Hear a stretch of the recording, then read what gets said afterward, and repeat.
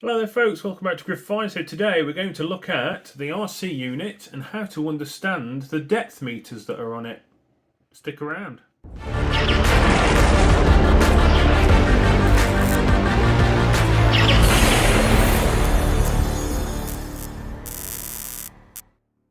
Okay, so this is the remote control and this is the horseshoe. Now there's a horseshoe method and there's also the XY screen. First of all, we're going to go through the horseshoe. This is the large screen version of the horseshoe, which is two chambers, one either side. This side for ferrous, this side for non-ferrous. The better the signal, the stronger the signal, the more this fills up. So if you're looking for a shallow target, this will fill up quite far. If it's a deeper target, it will fill up quite small.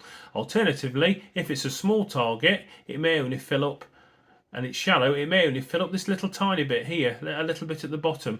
But I'm just going to show you how this matches up in the garden with two different targets, a lead piece of lead square and a lead bullet, a small lead bullet. And then we'll just pop on and we'll show you with the XY screen, and I'll explain how the XY screen picks up depth and size. So this is the first target.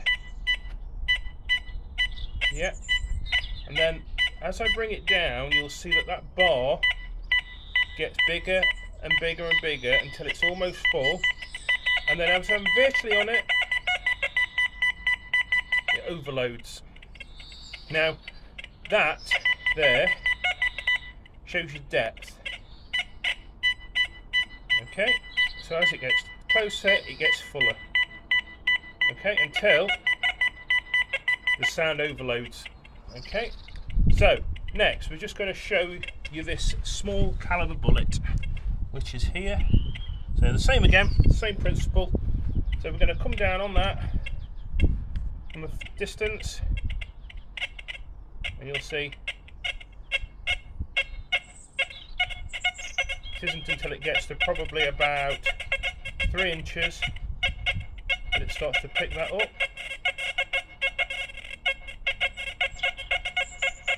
It's only when it gets really close does the bar fill up.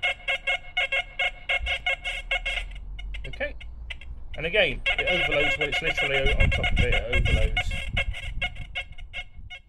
Right guys, so quickly let's go over the XY screen. Now the XY screen, as you can see, is very graphically different to the actual horseshoe method. So this shows you a line. So that this line, the line that you're looking for non-ferrous is from this bottom left to the top right. If it's a very deep target, you may only get a very small dot in the very center of your screen. If it's a small target, it may get a very small target in the center of your screen. If it's a bigger target, you'll get a longer line. Now the longer the line, normally the actual closer it is to the coil, in other words the shallower it is, or the larger the item is. Now if, unlike the horseshoe method, if that line gets thicker, normally that means that it's a very large item, and if it gets too large, you'll be able to tell graphically where how thick that line is if it's overloading, something that the horseshoe cannot do. You have to use your ears for that. So I'm just going to show you quickly now how that method works in the garden with those two pieces of lead. So as I bring this down now, you'll see that the line in the centre is not that big, but as I bring it closer, it gets longer and longer and longer. And then the bigger, the closer it gets, the thicker the line gets, until it starts to overload. Okay, so that is on the bigger target. You'll see that as it comes in, getting a longer lower left to upper right line. So this is the smaller target. Same again. So as I bring it down, you'll see that that line starts off relatively small and getting bigger and bigger and bigger and bigger and bigger until it just about overloads. And now we talked about the XY screen with the overload signal, so I'm just going to show you what that is like now with that piece of aluminium. This is a large bit of aluminium, so this will show me in the ground that this is an unconventional piece of metal, not regular shaped like the piece of lead was, and it'll also show me that it's quite a large piece by the way and how thick that line is.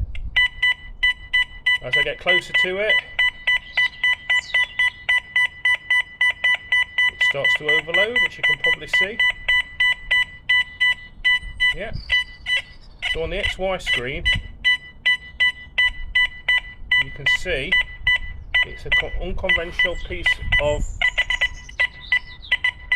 metal, but it also is overloading when it gets quite close.